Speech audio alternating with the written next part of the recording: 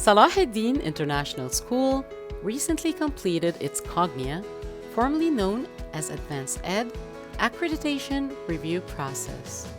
We are pleased to announce that the school got reaccredited and was awarded a score of 315. Our score exceeds the world average of 280 and is higher than our previous score of 311 in 2016.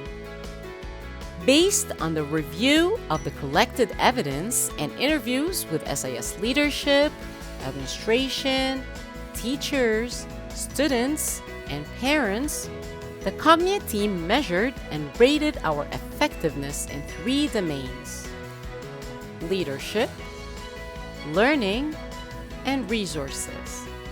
We excelled in all categories. Here are some comments stakeholders said about SIS.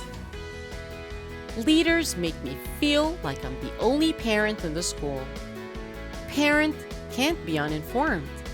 There are endless ways to communicate. Home visits make me know my teacher cares. The school has a good balance: sound ethics, good education, and great communication. Salahaldin International School's reaccreditation success is a collective effort of our school board, leaders, teachers, support staff, parents, students, and our entire community.